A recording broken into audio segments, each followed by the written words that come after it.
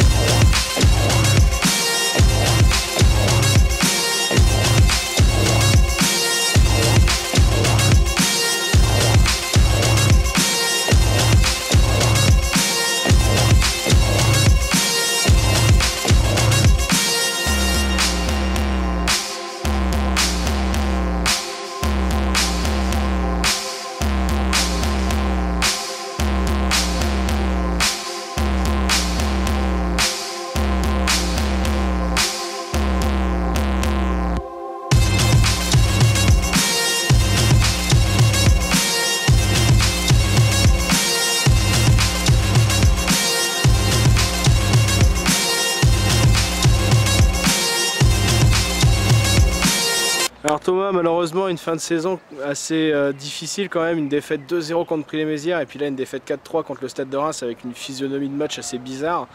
C'est dommage de finir comme ça. Ouais, c'est bizarre, tout autant, bon, Prix-les-Mézières, c'est vrai qu'effectivement on a perdu 2-0, mais logiquement on avait proposé pas grand chose, donc là le Stade, bon, ça reste un dernier match. Les joueurs du stade ont fait de belles prestations, nous ont bien contrariés, on a couru beaucoup après le ballon.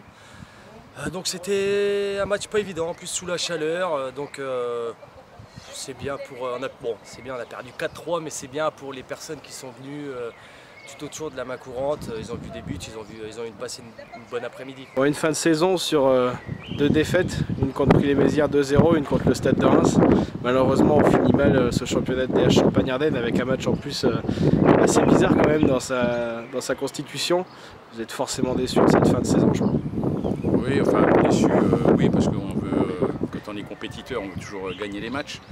Vous avez raison, contre Prix-les-Mézières c'était un peu différent, je pense que je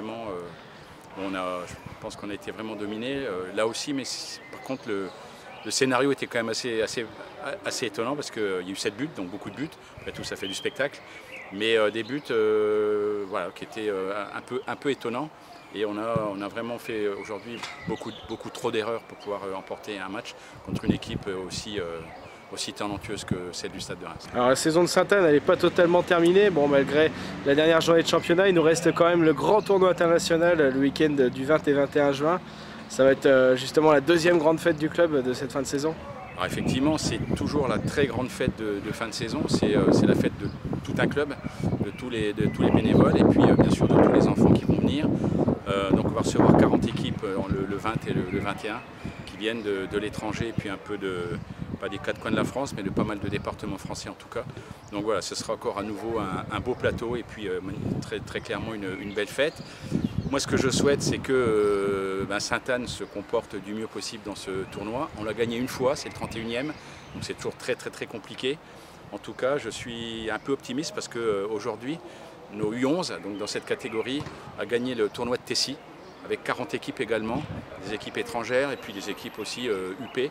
Donc ça veut dire quand même qu'on a une très bonne génération de U11. Voilà, je leur souhaite le meilleur en tout cas pour ce tournoi international.